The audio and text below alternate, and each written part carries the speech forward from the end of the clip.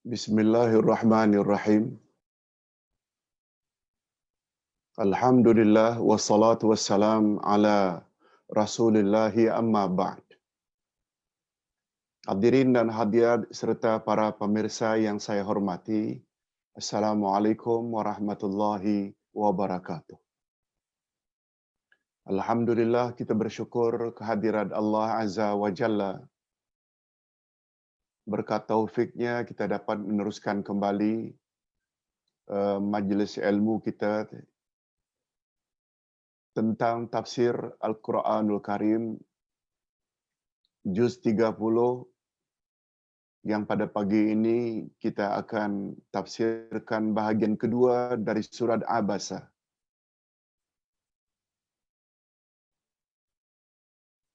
Sebagaimana kita sama-sama maklum, surat Abasa adalah surah Makkiyah, jumlah ayatnya 42 ayat. Kita telah tafsirkan bahagian pertama dari ayat 1 hingga ayat 23 dan pada hari ini insya-Allah bakinya atau sisanya bermula dari ayat 24 hingga ayat 42. Kita terus saja kepada tafsiran ayat. Kita terus saja kepada pembahasan atau penafsiran ayat. Kalau pada ayat-ayat terdahulu, yaitu pada sesi yang pertama atau pada siri yang pertama, Allah Subhanahu Wa Taala telah menerangkan tanda-tanda kekuasaannya yang terdapat pada tubuh manusia dan nikmat-nikmat yang telah dianugerahkannya. Itu semua telah Allah jelaskan pada siri pertama. Maka pada ayat-ayat berikutnya, yaitu bahagian hari ini, Allah Subhanahu Wa Taala memperingatkan lagi dengan nikmat-nikmat yang lain yang sangat erat hubungannya dengan keperluan pokok hidup manusia, yaitu makanan-makanan yang mereka makan.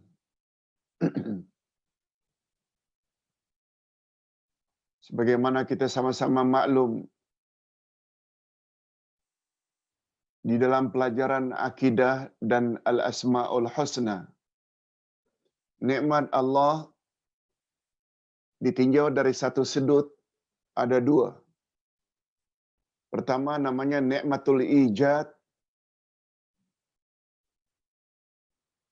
yaitu nikmat mengadakan, dan yang kedua namanya nikmatul imdad,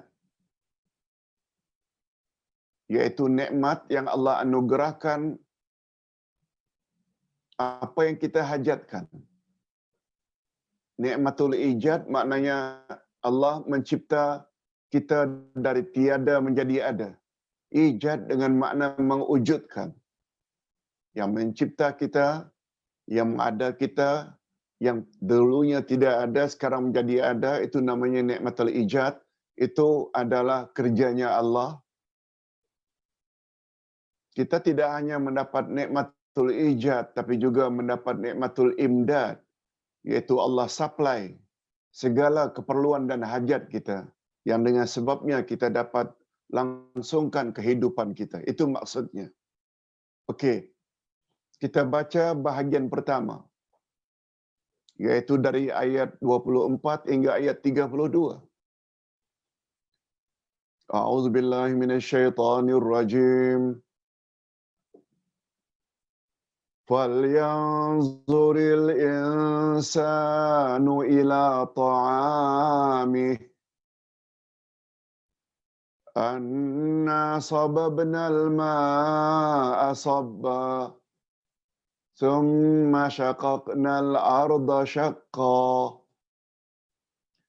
فَأَنبَتْنَا فِيهَا حَبًّا وعنبا وقضبا وزيتونا ونخلا وحدائق غلبا وفاكهة وأبا متاعا لكم ولأنعامكم. Kita baca dulu terjemahan harfiah. Maka hendaklah manusia itu memperhatikan makanannya. Sesungguhnya kami benar-benar telah mencurahkan air dari langit. Kemudian kami belah bumi dengan sebaik-baiknya. Lalu kami tumbuhkan biji-bijian di bumi, anggur dan sayur-sayuran, zaitun dan pohon korma, kebun-kebun yang lebat, dan buah-buahan serta rumput-rumputan untuk kesenanganmu dan untuk binatang-binatang ternakmu. Okey, itu baru terjemahan secara langsung yang kita panggil dengan terjemah harfiah, direct translation. Dan untuk mengambil pengajaran, untuk mendapat hukum, kita perlu pada terjemah yang satu lagi, iaitu terjemah maknawiyah yang dipanggil dengan tafsir.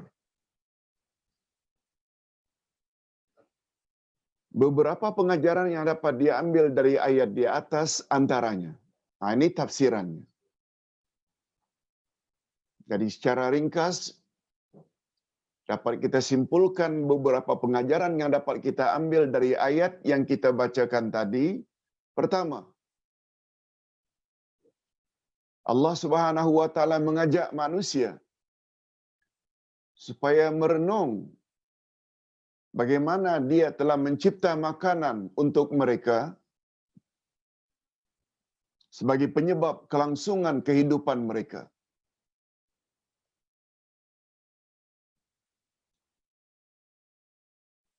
Kita perlu makan untuk survival.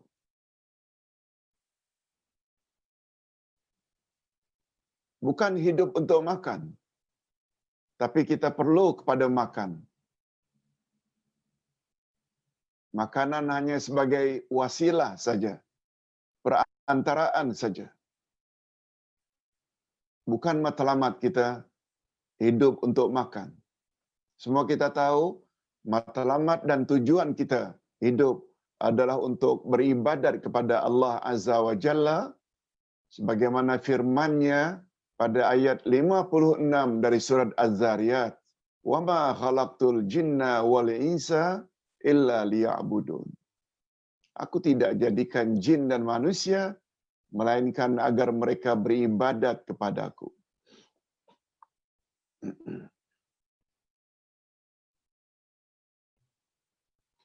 Bagaimana Allah mengatur dan menyediakannya untuk keperluan mereka sejak daripada menurunkan air hujan dari langit, kemudian Dia membelah bumi dengan tumbuh-tumbuhan atau dengan cara membajak menggunakan binatang atau peralatan moden, sehingga dengan demikian akan muncullah dengan izin Allah tanaman yang beraneka rupa dan rasa. Semua itu adalah kerja Allah.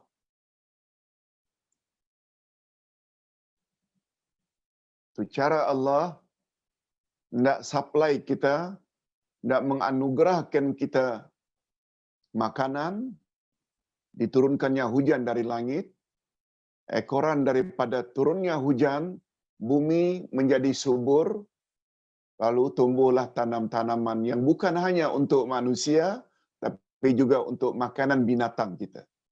Okey, itu satu.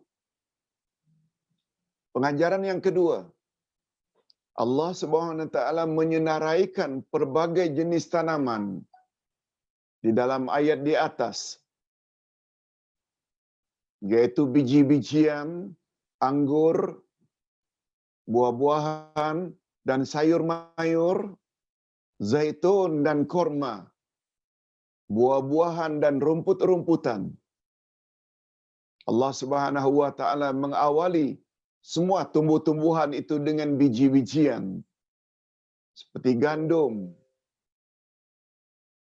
dan beras, padi, karena ia merupakan asal dan asas makanan utama manusia. Biji-bijian yang dalam bahasa Arab disebut dengan al-qut. Al-qut itu maknanya makanan pokok. Makanan pokok orang-orang Asia Tenggara adalah nasi, berasal dari beras, dari padi. Makanan orang-orang di Eropah atau di Amerika, di Australia atau di Arab adalah roti. Roti juga berasal dari gandum. Gandum juga dari biji-bijian.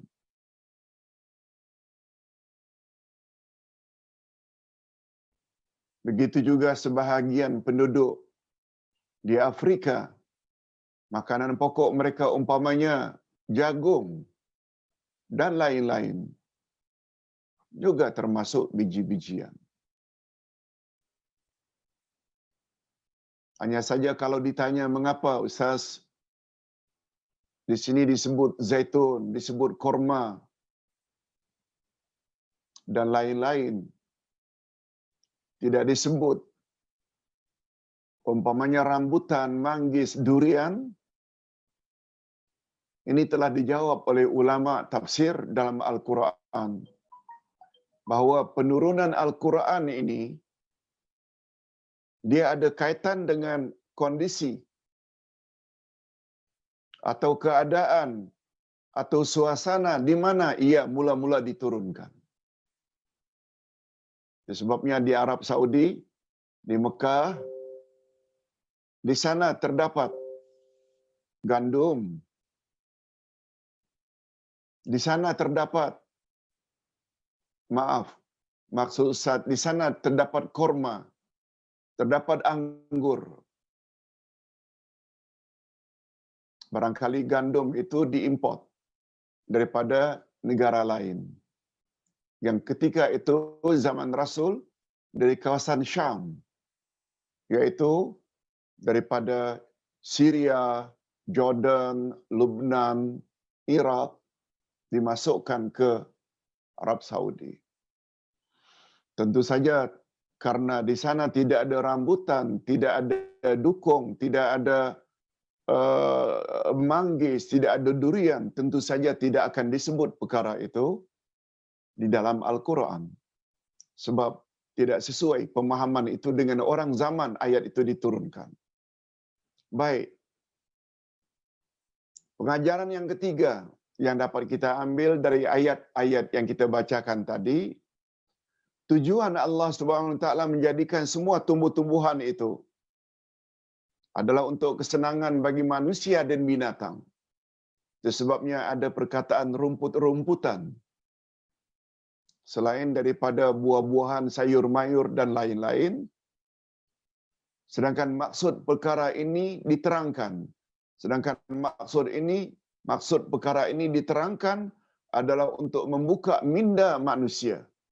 Untuk membuka minda otak, akal manusia. Bahawa kebangkitan dari kuburan kelak pada hari kiamat bukanlah sesuatu yang mustahil bagi Allah Azza wa Jalla. Macam mana cara memahaminya, Ustaz? Senang saja. Pertama sekali kata Allah Subhanahu wa taala, asal usul kehidupan adalah bermula dari air. Tidak ada air, tidak ada kehidupan. Itu sudah menjadi sunnah Allah. Itu sebabnya biji labu biji apapun dari buah-buahan, walaupun sudah kering sekering-keringnya, disimpan setahun, 2 tahun, bila diletakkan di tempat yang lembab, yang berair, dia akan bercambah. Dia akan menumbuhkan tunas. Bukankah itu memberi makna? Bukankah itu memberi makna? Allah Subhanahu wa taala mampu menghidupkan sesuatu yang sudah mati. Macam itulah manusia yang sudah mati, Allah Subhanahu wa taala akan hidupkan balik. Senang bagi Allah. Apalagi cara bekerjanya Allah, sebagaimana pada ayat sebelum akhir surat Yasin, innama amruhu idza arada syai'an ay yaqula lahu kun fayakun. Yang keempat, pengajaran yang keempat, menghidupkan tanam-tanaman dari tanah yang tandus dan gersang. Menghidupkan tanam-tanaman dari tanah yang tandus, gersang, kering, kerontang. Membuktikan kesanggupan Allah yang Maha Kuasa untuk menghidupkan kembali setelah jasad dan tulang belulang reput dan hancur. Tidak susah bagi Allah. Jadi matlamat ayat ini diturunkan di Mekah untuk membuka minda orang-orang Mekah yang tak percaya akan adanya hari berbangkit. Kononnya, bila kita dah mati, habis perkara. Tidak, kata Islam. Setelah kamu mati, nanti kamu akan hidup balik. Ingat sekali lagi pelajaran semalam.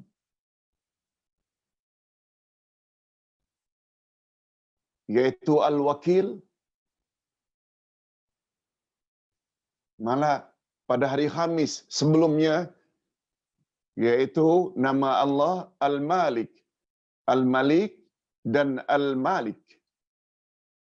Dalam pelajaran tersebut, kita ada sebut, ditinjau dari satu sudut, ada 3 hukum Allah.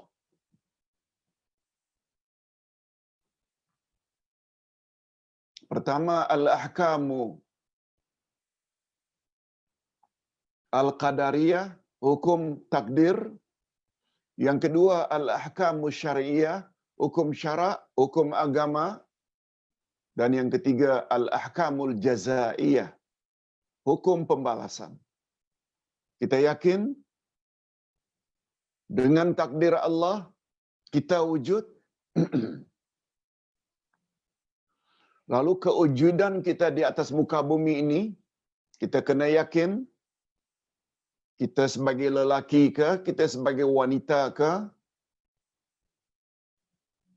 kita terikat dengan hukum syarak, hukum agama. Suruhan dan larangan Allah wajib kita patuhi. Itu hukum yang kedua, hukum syarak. Mengapa kita dalam hidup ini perlu terikat dengan hukum syarak? Tak boleh bebas. Tak boleh buat suka-suka hati. Karena kelak setelah mati, kita akan terima balasan. Di akhirat tempat hanya 2 saja. Untuk orang-orang yang dulu patuh dengan ajaran agama, syurga disediakan untuk mereka. Dan untuk orang-orang yang durjana, orang-orang yang jahat, jahat dengan makna suruhan Allah tidak dibuat, larangan Allah dilanggar sampai mati tidak tobat, tersedia tempatnya neraka di sana. Ini namanya hukum jaza, al-ahkamul jazaiyah. Memahami hukum dari 3 sudut ini sangat mustahak untuk kita senantiasa under control selagi hayat di kandung badan. Okey, kita teruskan. Syekh Abu Bakar Al-Jazairi berkata, ayat-ayat di atas menyatakan betapa hebat kekuasaan Allah sehingga mendorong manusia untuk beriman kepadanya. Nah, ayat-ayat di atas memberitahu kita Dia yang beri kita minum, makan dan lain-lain sehingga kita mampu untuk terus hidup berkat anugerah daripadanya. Selain dia mencipta kita. Nikmat yang paling tinggi kita diberi oleh Allah hidayah sehingga beriman. Diberi hidayah oleh Allah sehingga dapat mendengar ceramah seperti ini. Ini semua nikmat. Ayat-ayat di atas menyatakan betapa hebat kekuasaan Allah sehingga mendorong manusia untuk beriman kepadanya. Beriman pada ayat-ayatnya serta rasulnya dan beriman bahwa kelak semua kita akan dikembalikan kepadanya. Sebagaimana ayat-ayat ini juga menunjukkan bahawa manusia masih tetap sahaja dikira kurang mensyukuri nikmat Allah. Manusia tetap dikatakan masih kurang mensyukuri nikmat Allah yang sekian banyak walaupun mereka mampu berpuasa sepanjang zaman dan mendirikan salat dalam semua waktu.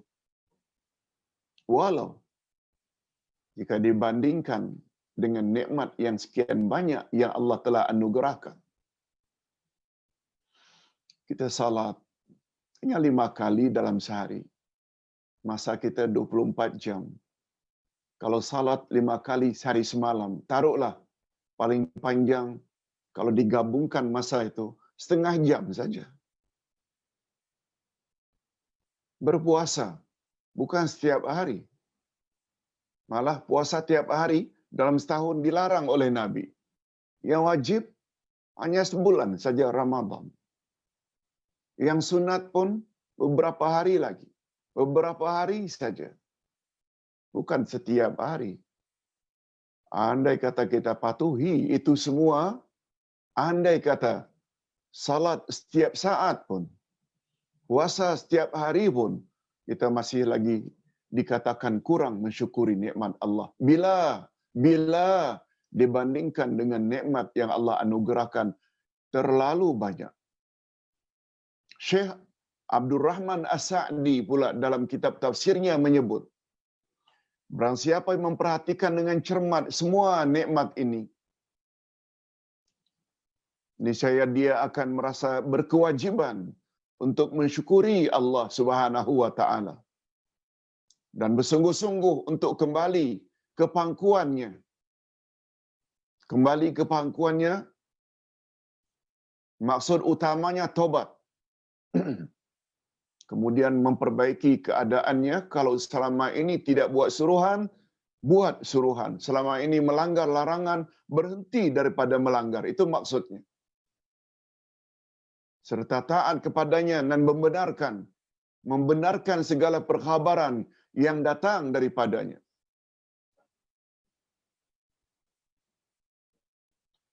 Kesimpulan dari semua pendedahan di atas bermaksud, kesimpulan dari semua pendedahan di atas dalam ayat-ayat yang kita bacakan tadi, maksudnya ialah pertama, memaparkan bukti-bukti yang menunjukkan akan keesaan Allah. Keesaan Allah. Yaitu tauhid. Itu sebabnya Ustaz suka nak beritahu jemaah sekalian. Mentauhidkan Allah tidak akan sempurna kalau kita tidak memahami pembahagian tauhid. Walaupun banyak orang yang mencemuh, banyak orang yang mencaci, kononnya ini bid'ah, ini tak betul. Tetapi coba dengar baik-baik. Tauhid seseorang kepada Allah barulah sempurna bila dia iktiraf 3 jenis tauhid. Tauhid pertama namanya tauhid rububiyah. Rububiyah maknanya perbuatan-perbuatan Allah. Perbuatan-perbuatan tersebut hanya dia saja yang mampu melakukannya. Contohnya perbuatan, Allah mencipta kita. Allah turunkan rezeki untuk kita makan, untuk kita minum. Allah beri kita oksigen. Allah yang menghidupkan kita. Allah yang menyehatkan kita. Allah yang memanjangkan umur kita. Itu semua namanya tauhid rububiyah. Yang kedua, tauhid asma' wa sifat. Kita yakin sifat tersebut hanya milik Allah. Tidak ada duanya. Umpamanya Allah itu Esa, Ahad. Dia tidak ada anak, tidak ada ibu bapa. Lam yalid wa lam yulad. Allah Maha Pengasih, Allah Maha Penyayang. Allah Maha Berkuasa, Allah Maha Mendengar. Itu asma' wa sifat. Kita juga dah belajar. Nah, yang ketiga, ini yang sangat mustahak. Yang ketiga ini saja yang dimiliki oleh mukmin-mukminat, orang Islam. Dua tauhid pertama ini dimiliki oleh orang kafir. Mereka juga percaya yang mencipta mereka adalah Allah. Dalam Al-Quran Allah ceritakan, apa kata Allah kepada Nabi Muhammad sallallahu alaihi wasallam? Wala in sa'altahum man khalaqas samawati wal ard la yaqulunna Allah. Jika kau tanya hai Muhammad kepada penyembah berhala, siapa pencipta langit dan bumi? Pasti mereka akan jawab Allah. Maknanya percaya juga. Tauhid rububiyah. Mereka juga percaya Allah Maha Pengasih, Allah Maha Penyayang, Allah Maha Adil, Allah Maha Bijaksana, asma' wa sifat. Tapi sayangnya, mereka tidak ada tauhid uluhiyah.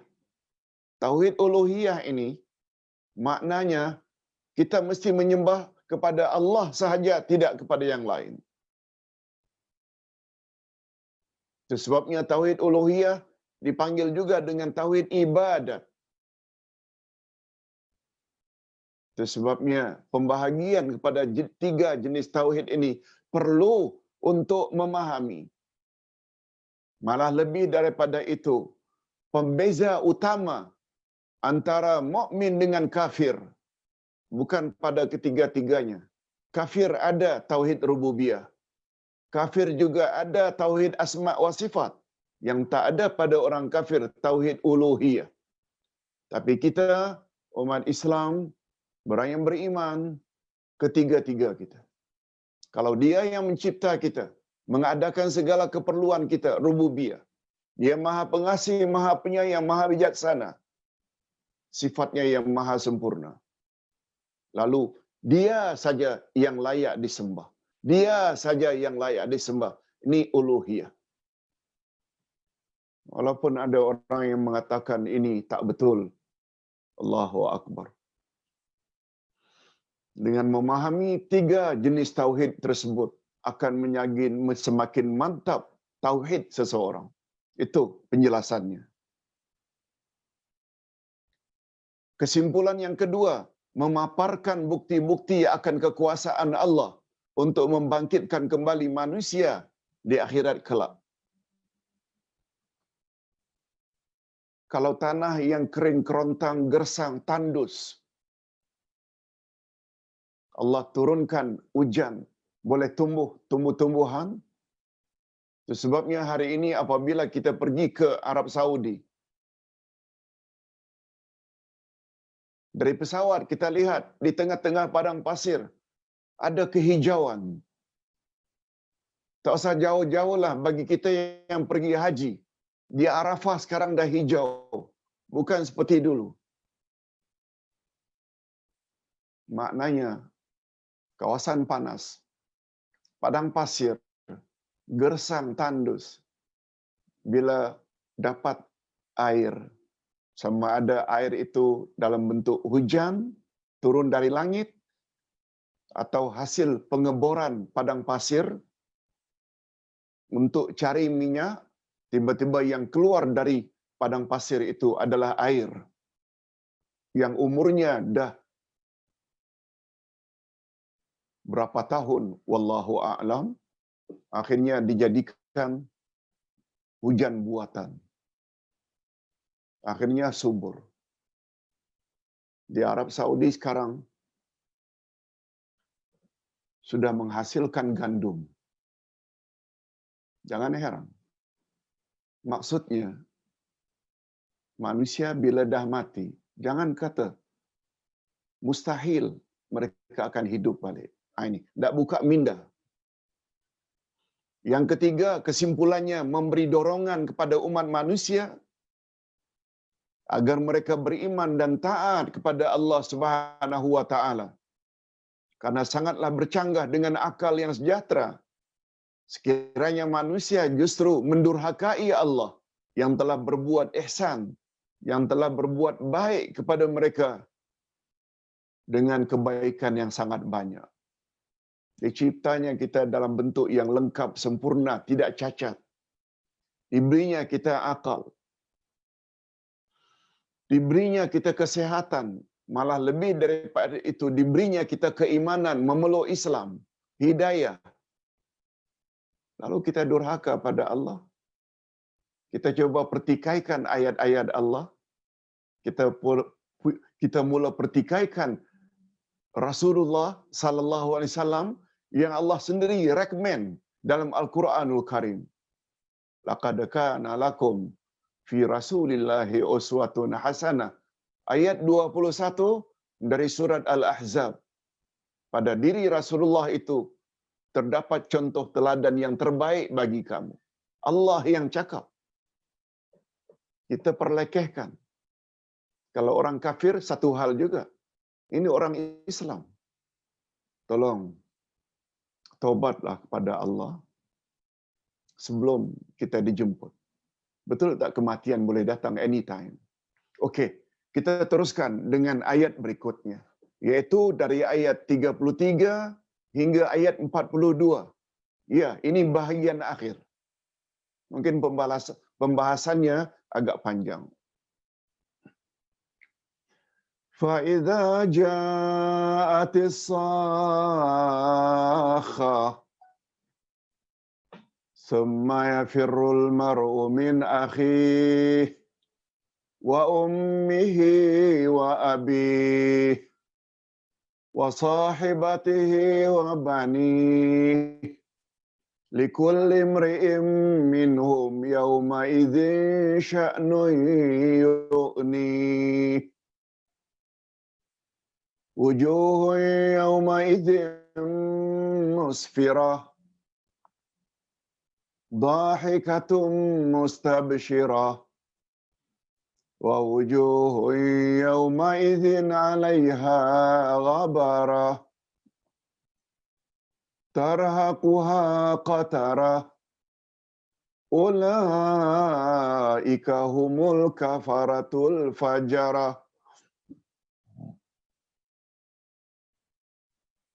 Terjemahan ayat demi ayat. Dan apabila datang suara yang memekakkan, maksudnya tiupan sangkakala yang kedua.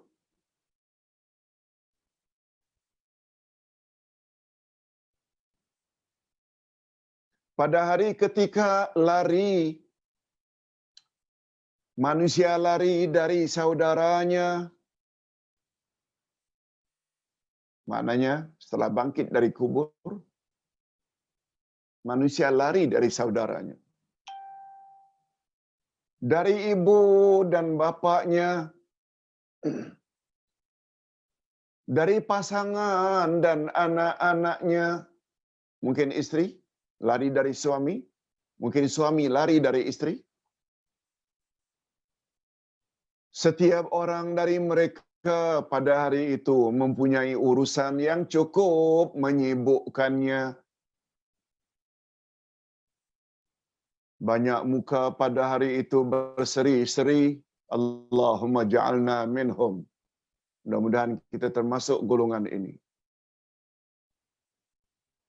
Mereka tertawa bergembira ria, Allahumma ja'alna minhum. Dan lagi-lagi berdoa mudah-mudahan kita termasuk golongan ini. Dan banyak pula muka pada hari itu yang tertutup debu.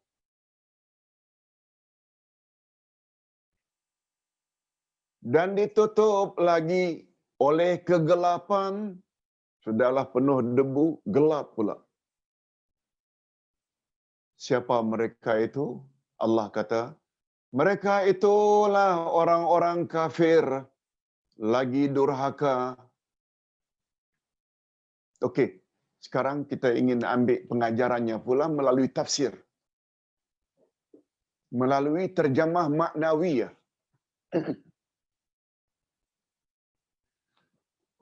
Menurut Ibnu Abbas, atau nama lengkapnya Abdullah Ibnu Abbas radhiyallahu anhuma,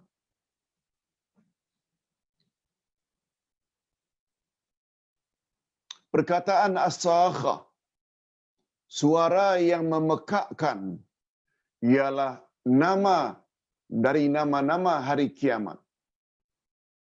Dulu kita ada sebut dalam pelajaran akidah, hari kiamat ada 29 nama. Yang lain mengatakan ada 21 nama. Allah Azza wa Jalla telah mengagungkannya dan memperingatkan hamba-hambanya kita terhadap kejadian itu, yaitu kiamat, as-sakha. Menurut Imam Ibnu Jarir, barangkali maksudnya adalah tiupan sangkakala. Menurut Ibnu Abbas, itu adalah nama bagi hari berbangkit atau hari kiamat. Menurut Ibnu Jarir pula, maksud Ibnu Abbas itu barangkali adalah tiupan yang kedua, yaitu tiupan berbangkit. Tiupan sangkakala kan ada dua. Tiupan pertama namanya Ar-Rajifah, dan tiupan yang kedua bernama Ar-Radifah.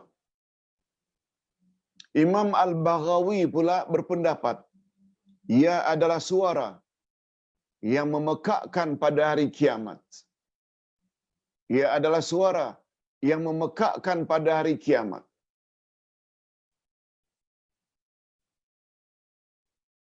Dia dinamakan demikian karena suara pekikannya sangat kuat sehingga hampir saja memekakkan sesiapa yang mendengarnya. Syekh Abu Bakar Al-Jazairi pula berkata, suara yang memekakkan itu adalah tiupan sangkakala yang kedua. Dengan tiupan itu manusia bangkit. Setelah bangkit pula, saudara mara saling lari. Ibu bapa lari dari anak, anak-anak lari dari ibu bapa, isteri lari daripada suami, suami juga lari dari isteri. Mengapa? Nanti kita akan jelaskan.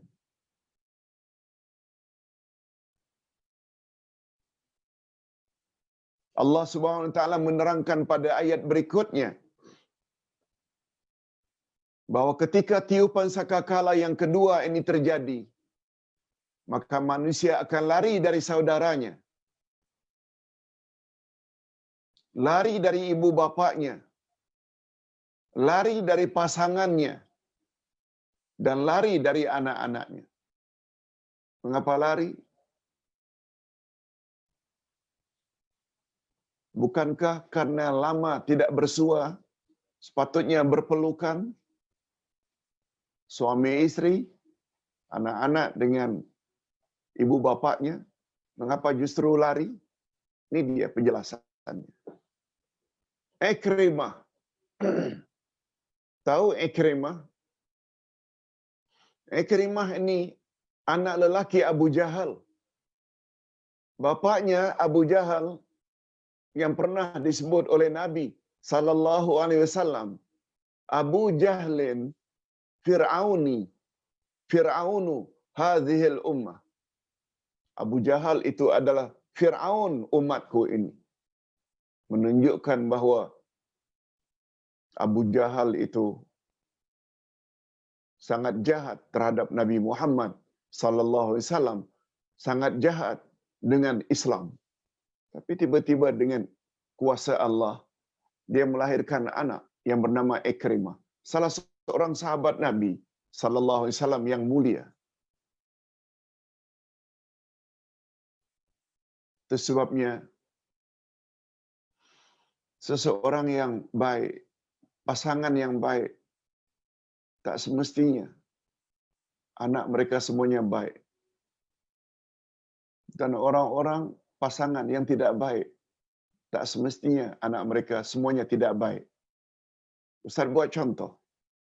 Orang paling baik, maksudnya salah seorang ulul azmi, bukan saja Nabi dan Rasul, malah ulul azmi pertama. Rasul pertama, yaitu Nabi Nuh. Orang baik. Tapi istrinya durhaka, anaknya yang bernama Kanaan juga durhaka. Kuasa Allah. Si anak yang baik, Ibrahim, bapaknya adalah kafir, malah pembuat patung untuk sembahan kaum. Nabi Muhammad sallallahu alaihi wasallam orang paling baik. Tapi uncle-nya Abu Lahab dan Abu Talib kafir. Sementara orang yang paling jahat, Abu Jahal, punya anak bernama Ikrimah. Ini semua kuasa Allah. Yang mustahak dalam hidup, kita mesti bimbing semampu yang boleh anak-anak kita. Itu sebabnya, jangan heran, di atas pemikiran itulah, Ustaz dalam PKP ini telah tulis wasiatku kepada keluargaku ketika aku masih hidup dan sesudah aku mati. Hadirin dan hadirat serta para pemirsa boleh manfaatkan 50 wasiat tentang Islam, tentang iman, tentang hidayah, tentang kiamat, tentang akhlak, tentang Al-Quran, tentang hadis Nabi. Pokoknya 50 perkara ini Ustaz rasa sudah sempurnalah untuk kita tinggalkan agar dijadikan wasiat, pesan penting kita untuk anak cucu bila kita dah meninggal dunia. Dan bagi Ustaz yang menulis, Ustaz akan terus berdakwah walaupun Ustaz sudah mati, walaupun Ustaz sudah ada dalam kubur. Sebab bila orang baca apa yang kita tulis, kalau ibu-ibu dan bapa sekalian serta para pemirsa mau manfaatkan, miliki buku itu dan berwasiatlah. Sebab Ustaz tak sebut pun nama Ustaz. Dia adalah pesan mak bapak kepada anak-anak dan keturunannya. Bila mereka meninggal dunia, mesti di antara anak-anak itu akan baca. Oh, begini kehendaknya mak bapak. Betul tak? Di dalam kubur, jika anak kita jadi orang baik, kita akan tertolong.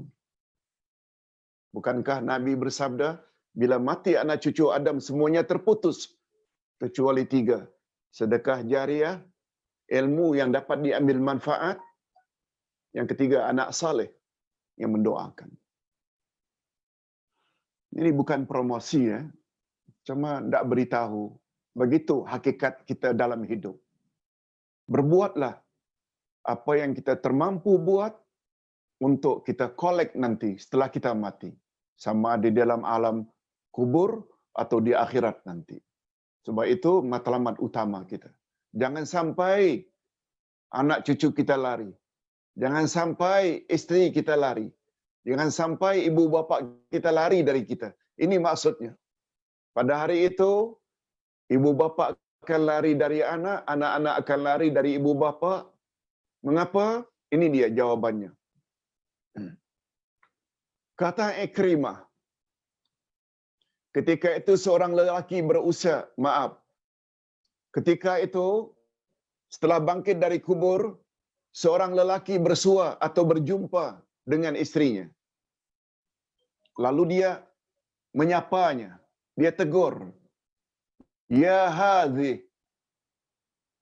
ayu ba'lin kuntu laki." Wahai istriku, termasuk jenis suami yang bagaimanakah aku dulunya terhadapmu ketika di dunia? Aku ini suamimu, macam mana sikap aku dulu terhadapmu, wahai istri kesayanganku? Coba dengar apa jawaban istrinya. Engkau adalah suamiku yang baik. Dan seterusnya wanita tersebut menyanjung dan memuji kebaikan suaminya. Kemudian terjadilah dialog antara suami tersebut yang menyapa dengan istrinya. Apa kata suami? Nah, kalau begitu, aku dalam pandanganmu adalah suami yang elok, yang baik. Apa kata suami? Bolehkah pada hari ini aku memohon supaya engkau memberi kepadaku satu kebaikan milikmu?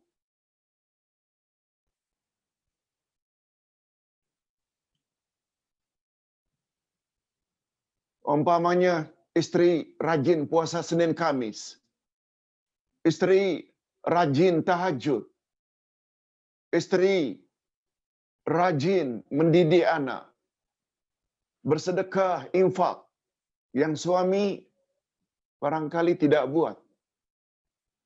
Ini memberi isyarat suami tersebut dalam masalah, sehingga dia minta, maknanya dia merasa amalnya kurang, ganjaran untuknya kurang. Betul tak? Bila orang meminta bermakna dia dalam kekurangan. Kalau engkau katakan aku ini suamimu yang baik ketika di dunia dulu, boleh tak engkau beri sesuatu amalmu kepadaku sedikit saja, supaya dengan satu kebaikan itu aku boleh terlepas daripada siksaan sebagaimana yang kau lihat ini. Ini memberi isyarat bahwa suaminya yang merayu itu dia sedang dalam keadaan tersiksa. Istri lalu dia sapa, diminta. Coba dengar jawaban istri. Sungguh kecil permintaan abang. Sungguh kecil permintaanmu, bang. Namun aku tidak sanggup memberi kamu walau sedikit daripada kebaikanmu, daripada kebaikanku. Walau sedikit. Tak berani. Karena aku sendiri juga takut sebagaimana yang kamu takuti. Aku takut menjadi kamu. Sudah tidak ada kaitan lagi hubungan kasih sayang selama ini di dunia. Di sana ini yang disebut dengan hidup nafsi-nafsi. Individu-individu. Coba dengar apa kata Ikrimah. Tapi sebelum Ustaz sebut Ikrimah ini, jangan terlalu bangga kaum ibu kalau itu kisahnya. Kisah ini juga boleh membawa makna sebaliknya. Si isteri yang sedang disiksa tiba-tiba bersua dengan suaminya. Wahai suamiku, kau tak ingat ke aku ini istrimu ketika di dunia dulu? Bagaimana pendapatmu tentang aku sebagai istrimu di dunia dulu? Suami akan jawab, engkau adalah istri yang baik.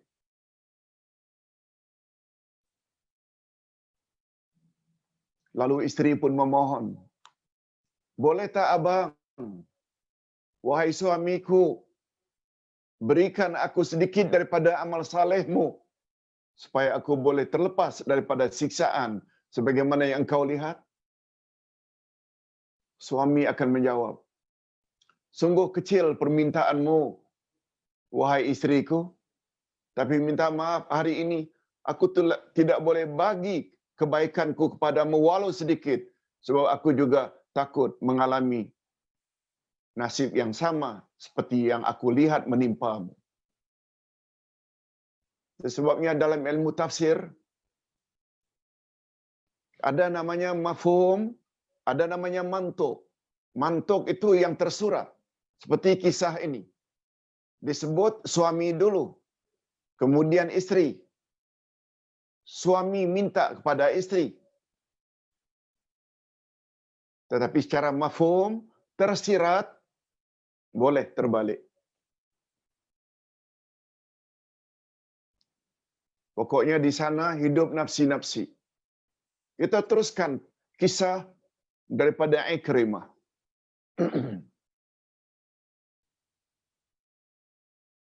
Selanjutnya Ikrimah berkata, lelaki itu bersua pula dengan anaknya.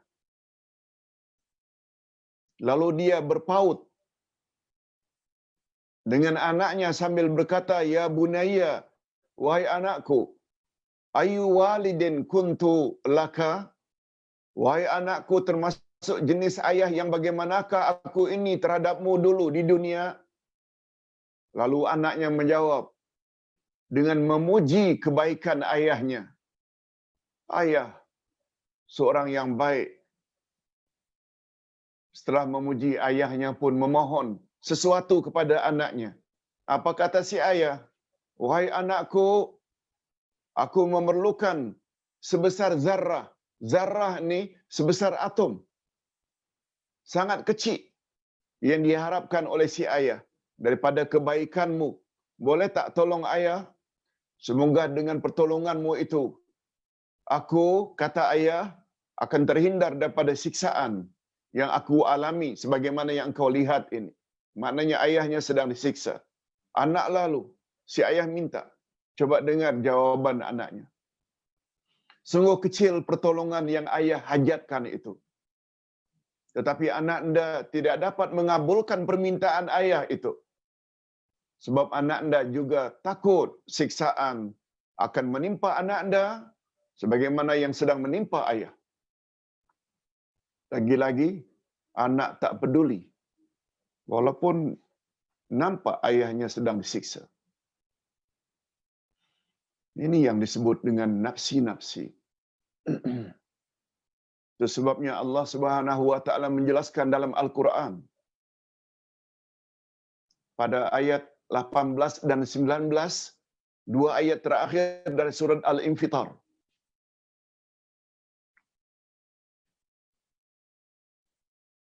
Bermula dari ayat 17 lagi. Wa ma adraka ma yaumuddin. Summa ma adraka ma yaumuddin. Yauma la tamliku nafsun li nafsin syai'a. Wal amru yauma idzil lillah. Tahukah kamu apakah hari pembalasan itu? Kemudian tahukah kamu apakah hari pembalasan itu? Diulang sampai 2 kali. Menunjukkan betapa pentingnya pemahaman kita terhadap hari pembalasan. Lalu Allah sendiri yang jawab. Hari pembalasan ialah suatu hari di mana satu diri tidak boleh bantu diri yang lain walau sedikit. Walau sedikit. Dan segala urusan pada hari itu terletak di tangan Allah. La tamliku nafsun li nafsin. Itu sebabnya dimelayukan. Akhirnya kita sebut, di sana kita akan hidup nafsi-nafsi. Dan kata ulama tafsir, Syekh Muhammad Amin Ashanqiti, dulu guru kami di Islamic University Madinah, berasal dari Mauritania, tapi pakar dalam tafsir Al-Quran dengan Al-Quran, yang nama tafsirnya itu Adwa'ul Bayan. Ustaz punya kitab itu, 8 jilid, khas menafsirkan Quran, ditafsirkan oleh ayat Quran. Betul tak? Ini adalah jenis tafsir yang paling tinggi. Kata beliau, ayat terakhir surat Al-Infitar itu bertanya tentang hari kiamat. Apakah itu hari kiamat? Hari kiamat ialah satu hari di mana satu diri tidak boleh tolong diri yang lain walau sedikit. Itulah dia tafsiran daripada Malik Yaumiddin, yaitu ayat yang kelima dari surat, maaf, ayat yang ketiga atau keempat, ayat yang keempat dari surat Al-Fatihah. Kita baca saban hari. Allah adalah Raja pada hari pembalasan. Tafsir daripada Malik Yaumiddin, yaitu 3 ayat terakhir dari surat Al-Infitar.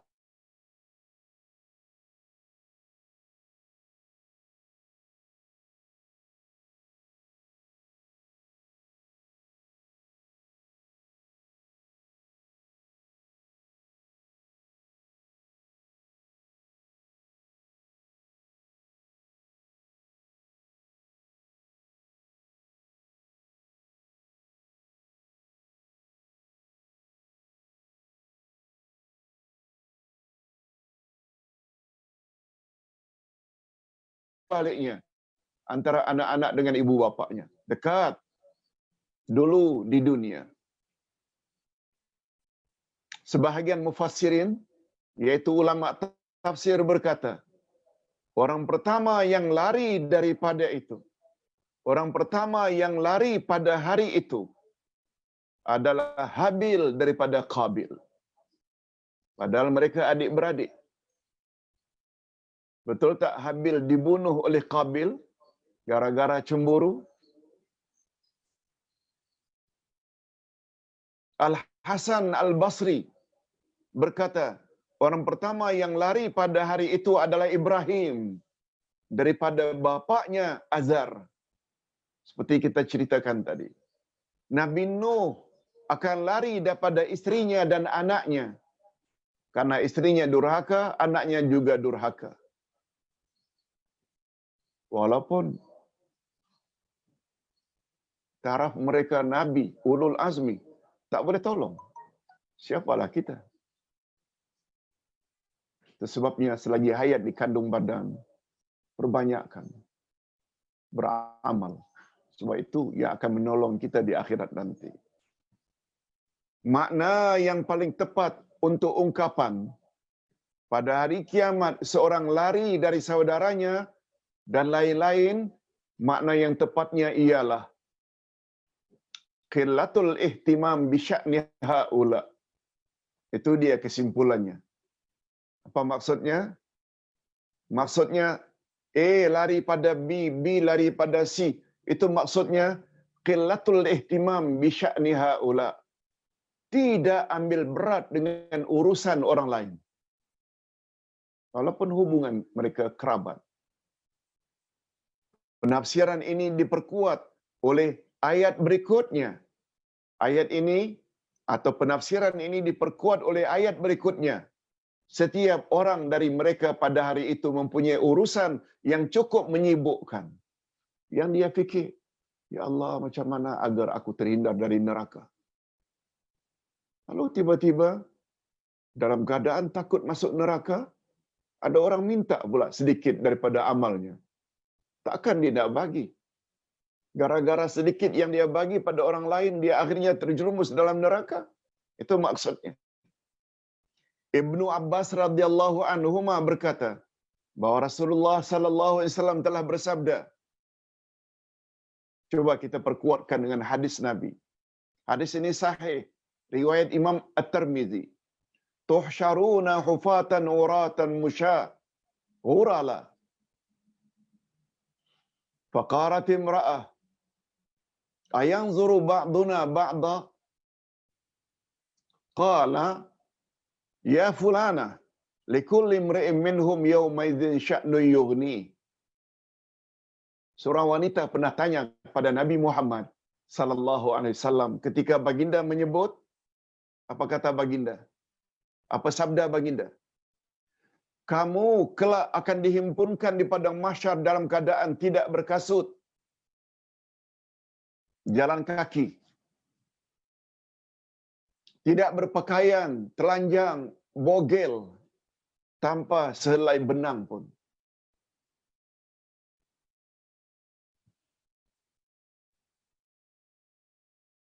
dan kamu juga nanti dibangkit.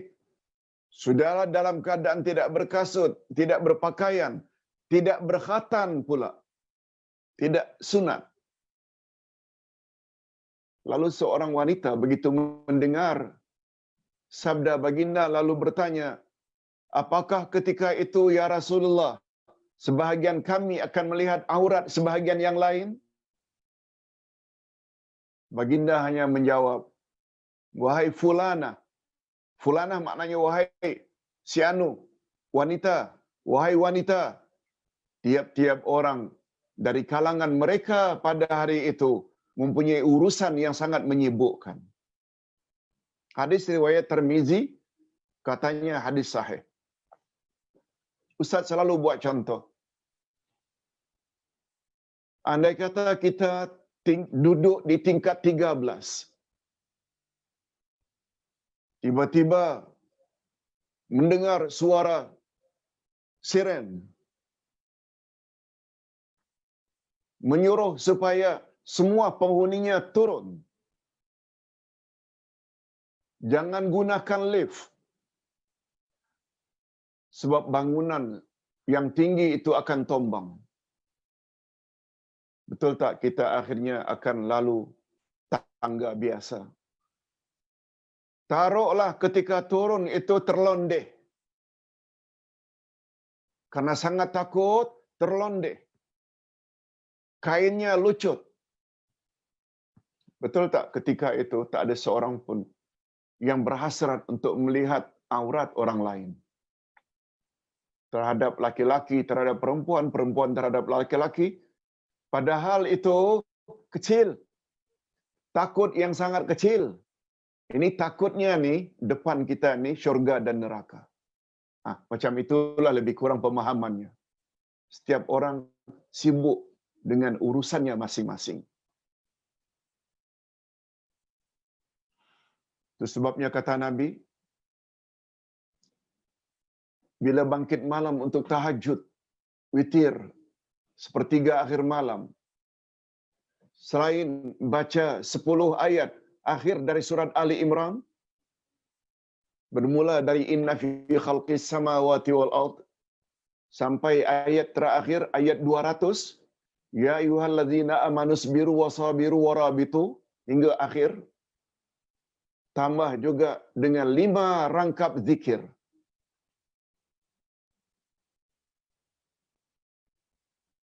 Apa dia 5 rangkap zikir itu? Subhanallah, walhamdulillah, wala ilaha illallah, wallahu akbar, astaghfirullah. Masing-masing baca 10 kali, 10 kali. Atau baca 5 rangkap zikir.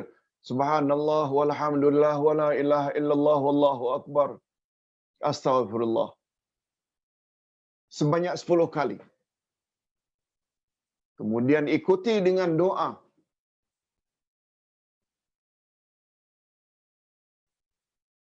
Allahumma hdina warzuqna wa'afina wa na'udzubika min dhiqil maqam yaumal qiyamah. Allahumma hdina, ya Allah berilah kami hidayah.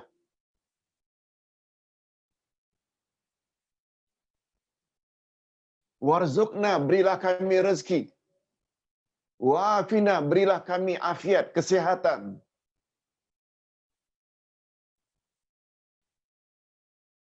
Allahumma hdina warzuqna wa'afina wa na'udzubika min dhiqil maqam yaumal qiyamah.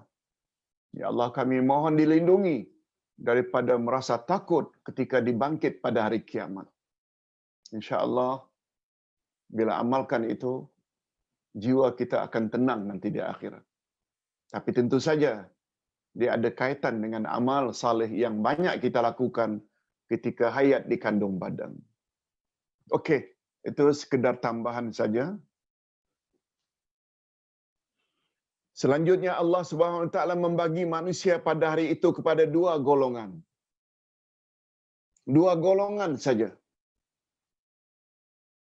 Golongan yang gembira ria, mukanya berseri-seri, dan golongan yang menderita, mukanya muram. Allah Subhanahu wa taala mensifati golongan pertama, yaitu wajahnya berseri-seri, bergembira serta tertawa karena mereka memperolehi apa yang telah dijanjikan oleh Allah melalui lisan Rasulnya sebagai balasan terhadap amal saleh yang mereka dan mensyukuri nikmat Tuhannya. Mudah-mudahan kita termasuk ke dalam golongan ini. Amin ya rabbal alamin. Sama Ustaz selalu ingatkan, untuk mencapai derajat ini nih, impossible kalau tak tambah ilmu terlebih dahulu. Amal saleh tak akan mungkin tercapai kalau orang yang beramal itu tidak ada ilmu. Ilmu akidahnya, ilmu fiqahnya, ilmu tafsirnya, perlu cari. Adapun golongan yang kedua disifati oleh Allah dengan wajahnya yang muram, bersedih hati karena dulu ketika di dunia bersikap melampaui batasan dan bergulumang maksiat dan dosa. Na'udzubillah min dzalik. Sebab itu, andai kata dari kalangan kita yang menonton video ini atau yang ikut kelas online ini ada buat perkara-perkara yang tidak diredai oleh Allah, segera taubat. Sebab kematian boleh datang bila-bila masa.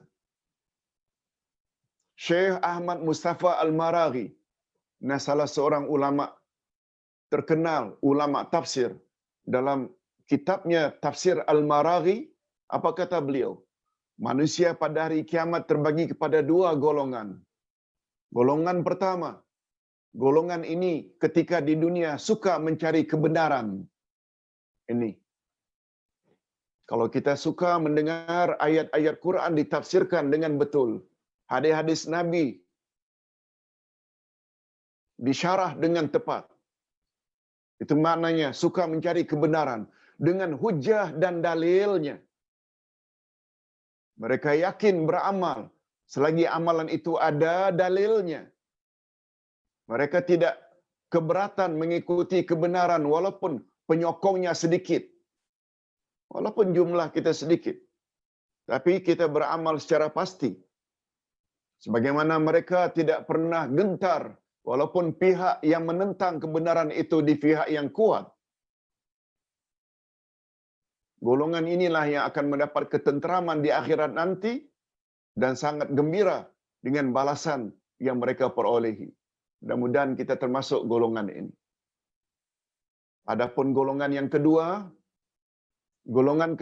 golongan ini ketika di dunia dulu tidak mau menggunakan akalnya. Mereka lalai memperhatikan nikmat-nikmat Allah yang telah dianugerahkan kepadanya. Mereka lebih gemar dan reda dengan kejahilan serta berpaling daripada dalil dan hujah yang kokoh karena terlalu ta'assub atau fanatik dengan adat istiadat, tradisi nenek moyang. Terlalu fanatik. Mereka dikepung, mereka terkepung di dalam nafsu yang batil dan keyakinan yang palsu. Mereka akan menyesal di akhirat nanti dan bersedih hati karena kekufuran mereka ketika di dunia dulu. Ini bukan untuk orang kafir saja ya. Golongan yang kedua ini. Juga orang yang mengaku muslim, muslimat, mukmin, mukminat, tapi ternyata tidak taat Allah, tidak taat Rasul. Mudah-mudahan apa yang kita sampaikan ini ada jugalah manfaatnya untuk kita berfikir sebelum kita mati. Nah, hadirin dan hadirat